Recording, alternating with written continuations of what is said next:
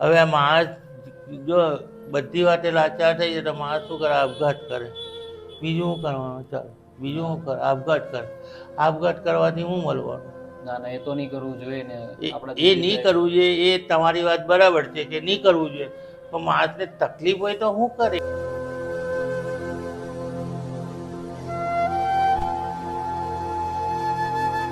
નમસ્કાર, જય શ્રી કૃષ્ણ દોસ્તો, સ્વાગત છે તમારું ફરી એક નવા એપિસોડમાં.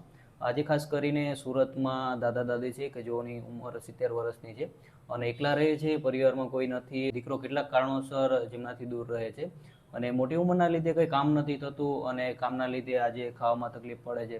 સાથે સાથે દાદા છે કે જેઓને આંખના દેખાતું નથી, ઓપરેશનની જરૂર છે અને ઘણી તકલીફો સાથે પરિવાર જીવી રહ્યો છે. તો ચાલો એમની સાથે વાતચીત કરીએ અને તમને બતાવવાનો પ્રયત્ન કરીએ કે એમને શું શું તકલીફ પડે છે અને આવનારા સમયમાં આપણા બધાથી જે પણ થાય એમના જીવનમાં બદલવાનો પ્રયત્ન કરીએ. તો એપિસોડને છેલ્લે સુધી જોજો ને તમારા ગ્રુપમાં શેર કરજો. દાદા, શું નામ છે તમારું? બિપિનભાઈ બાબુભાઈ પંચાલ. દાદા, પરિવારમાં કોણ કોણ છે તમારા? મારી માં છે, જીવે છે, તે મારા ભાઈને તારે છે. બીજું કોઈ સપોર્ટ નથી તમને અત્યારે?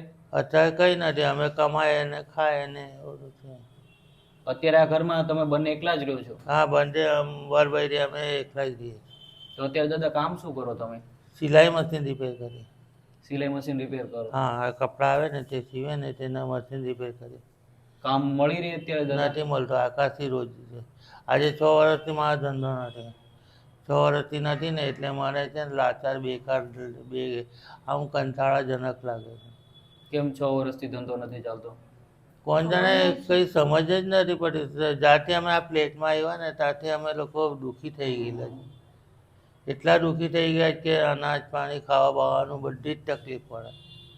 હવે એ તો અમે અમારી બૈરી મહેનતથી અમે કરું તો જરા ખાવાનું છૂટે. બીજું દાદા, પરિવારમાં અત્યારે કોઈ સપોર્ટ નથી કરતું તમને? કોઈ નથી કરતું. મારી 2 છોકરીઓ છે નથી કરતા, મારા છોકરો નથી કરતા, કોઈ નથી કરતું. હવે આવા ઘરોમાં રહેવાનું. અમારે જો આ બાજુ માંગેલું તૂટેલું રિપેરિંગ કરવાના પૈસા નથી, બાથરૂમમાં ફ્લેશ લગાવવાના પૈસા નથી, કશું નથી અમારા પાસે. તો દાદા, અત્યારે રહેવામાં કેટલી તકલીફ પડે? કેમ કે દીકરાનો સપોર્ટ નથી, પરિવારનો સપોર્ટ નથી. નથી. તકલીફ તો પડવાની જ. હવે શું કરીએ? અમે શું કરીએ? બોલો, અમે શું કરીએ? તકલીફ તો પડવાની જ ને. હવે એ તો અમે આટલું સહન કરી રહ્યા છીએ. અમને જો આંખનું ઓપરેશન થઈ જાય ને તો આંખને મારા મોબાઈલ 2 વસ્તુ હોય ને તો મારે ને તો મારું કામ ધંધો ચાલે. આજે બધા કહે ભાઈ તમારા પાસે મોબાઈલ હોય તો આપો, મોબાઈલ હોય તો આપીએ ને, નહીં હોય તો કાંઠી આપવાના, એમ કેવું તમને. ને હવે નહીં હોય તો કાંઠી અમે આપીએ. હવે ડબલું હતું તે બધું ચોરાઈ ગયેલું હતું. બસ. દાદા, તમારા આંખમાં શું તકલીફ છે જણાવજો. આંખમાં છે ને જો આ આંખે તમે બિલકુલ મને નહીં દેખાતા. કેમ, કેવું? મોતીઓ પાકી ગયેલો છે. મોતીઓ છે ને જો હવે આંખમાં છે ને બિલકુલ દેખાતું નહીં. આંખનું ઓપરેશન થઈ ગયેલું છે, આનું નહીં થયું એટલે. તો ઓપરેશન કેમ નથી કર્યું દાદા?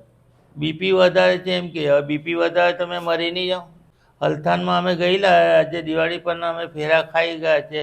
150, 200 રૂપિયા રિક્ષા ભાડાના થાય છે. ખાવાની તકલીફ હોય, બધું જ પડે છે.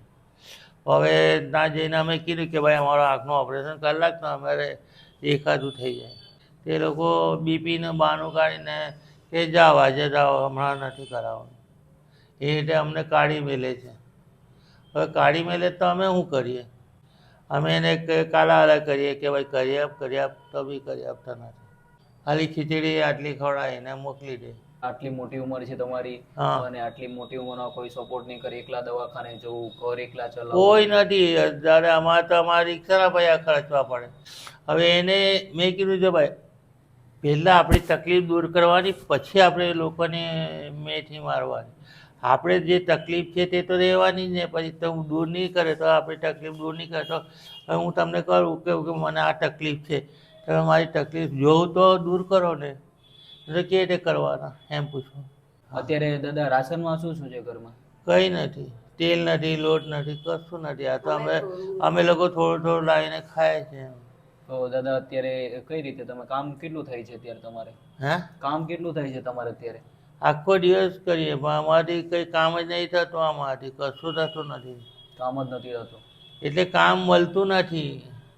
કામ મળતું નથી. કામ મળે તો અમે કરીએ ને. બધા કે ફોન નંબર લાવો, એ લાવો, તે લાવો, પણ અમારો મોબાઈલ નથી તો અમે શું કરીએ? હવે આ માણસ જો બધી વાતે લાચાર થઈ જાય તો માણસ શું કરે? આપઘાત કરે. બીજું શું કરવાનું? ચાલો બીજું શું કરે? આપઘાત કરે. આપઘાત કરવાથી શું મળવાનું? ના ના, એ તો નહીં કરવું જોઈએ ને. એ નહીં કરવું જોઈએ. એ તમારી વાત બરાબર છે કે નહીં કરવું જોઈએ, પણ માણસને તકલીફ હોય તો શું કરે એમ પૂછું. અત્યારે દાદા તમને રાશનની જરૂર છે ખાસ કરીને. હા, રાશન તો છે ને. જો માણસ ખાવા હોય તો ખાધા વગર થોડી ચાલવાનું. આજે ખાધા વગર ચાલે? ના ના, હે? સાચી વાત છે. ખાધા વગર ચાલે? ના. આજે માણસ ભૂખો કેટલા દિવસે? 1 દિવસે, 2 દિવસે, 3 દિવસે, પછી એને ખાવા તો જોઈએ ને 3 દિવસ પછી બી. એમ પૂછું. દોસ્તો, ખાસ કરીને દાદા દાદી એકલા રહે છે અને આટલી મોટી ઉંમરમાં સિલાઈમાં નાનું મોટું કપડાં આંધવાનું એવું કામ કરે છે. આટલી મોટી ઉંમરે કામ નથી મળતું, દેખાતું નથી, આંખનો આંખે નહીં પ્રોબ્લેમ છે, દેખાતું. અને જેમના લીધે આવી પરિસ્થિતિ સાથે જીવી રહ્યા છે. ઘરમાં રાશન નથી, ખાવાનું નથી, છતાં બંને પરિવાર અહીંયા રહે છે અને પોતાની જિંદગી ગુજારે છે.